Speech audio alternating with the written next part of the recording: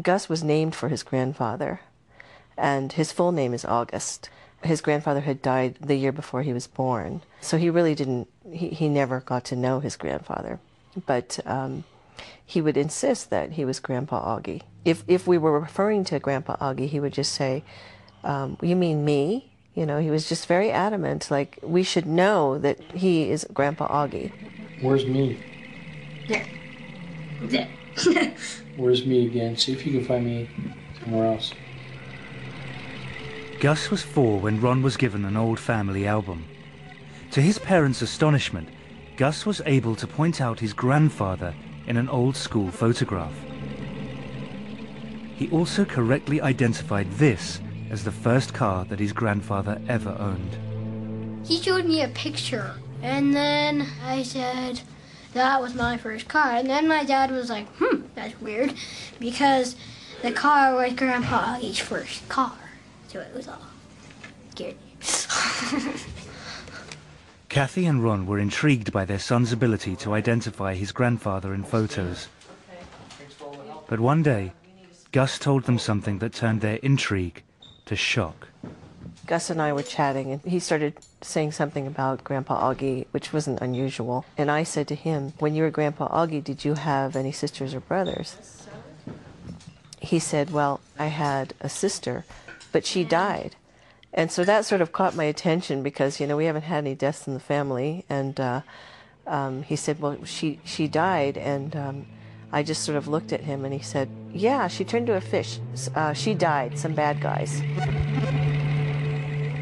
I just was flabbergasted. I really was just I was speechless because I just couldn't understand how he would know anything about that. Apparently what happened was his aunt was murdered and her body was dumped into the San Francisco Bay. There was no way he could know anything about her circumstances and how she died because it was never discussed and was barely discussed with me, with him in my family. To hear my son, who didn't know my father, didn't know his aunt who was murdered, speak about this, and because that's when I just went, there's something going on here that I just don't understand. For many in the West, reincarnation is an alien idea. Chris French believes that it's simply a comforting illusion, which helps some people avoid the difficult realities of death. On the one hand, you've got science that says, once you die, that's it, that's the end, nothing else. On the other hand, you've got a belief system that says you will survive, you will be reunited with your loved ones. In a sense, you do go on forever. You know, how much more appealing can you get? I mean, we all want that, we'd all want to believe that.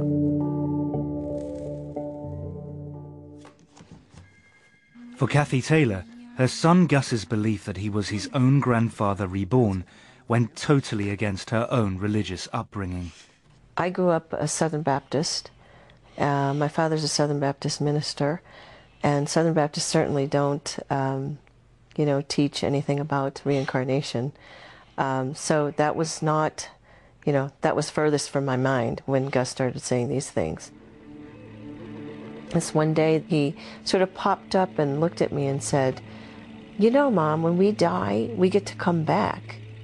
And he looked at me again and he said, I used to be big and now I'm a kid again. And he was just very excited about this.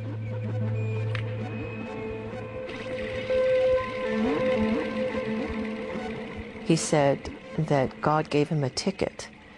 And, you know, he also referred to a porthole and that he came through a porthole and that he used to be big and all of a sudden he's through this porthole and then he's a kid again.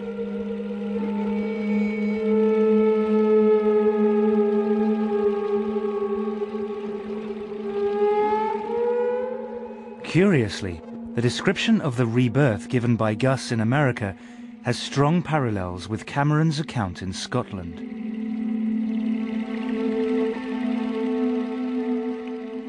He talks about falling through from Barra to here. I asked him, how did you get here? And he just talks about, I was in Barra and I fell through to you. And I'm saying, what do you mean? And he'll say, no, it was just like a hole and I fell through, and that's all he says. It used to be Caitlin, and what was the other one? Megan. Megan. You're fancy Megan and Caitlin. You fancy everyone the whole way.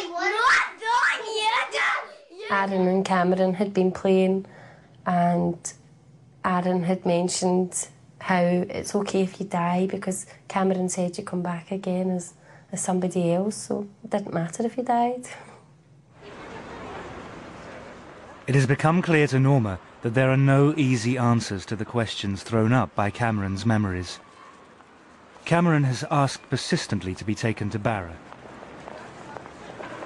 Norma has finally decided to make that journey. We are going to go to Barra. I mean, it wasn't a decision that was made lightly. I've gave it an awful lot of thought, stood up to an awful lot of folk that were against me doing it, and I just hope I proved them that I was right to do what I've done. Come on. Perhaps the trip will provide an explanation for Cameron's memories, or put them to rest. You want to run now? I think I'm hoping that when Cameron goes, it gives them proof, or, I mean, they maybe go here and they'll say, that's not Barra, so then that's fine, that's not Barra, end of story, that's the end of it. But I think it's reached a point, it's went too far. It's gone too far just to leave it now. At the University of Virginia, Dr. Jim Tucker has been speaking to Norma and following Cameron's case with interest.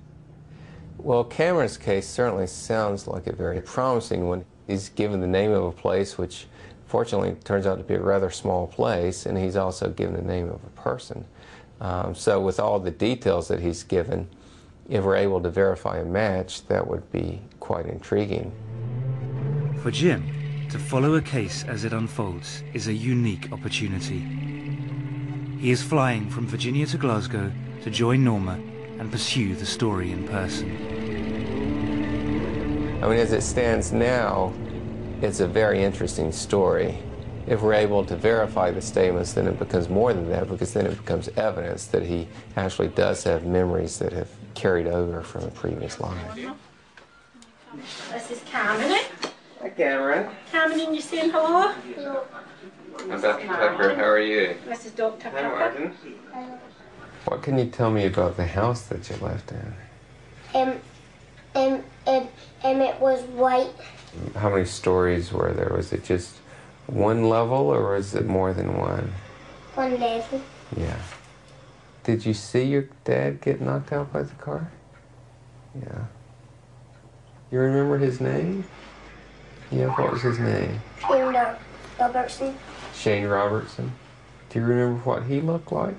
He had spiky hair and he always wore shirts. Spiky hair, is that what you And said? always wore shirts. So, Norma finally has someone to talk to who really understands her experience. remind him of it? It was getting to a point he was that convincing. I'm sure folk thought I've adopted him, or what he wasn't really mine, because he spoke so convincing about this other family.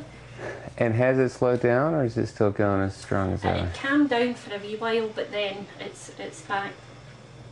Is he excited about the trip? Yeah. Yeah.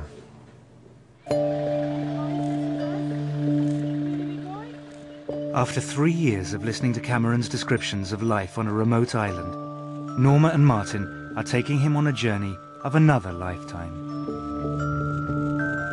How's he going to react? What if he gets upset? What if we go and these things are there, how he's described? Cameron is finally going to visit the place that he calls home.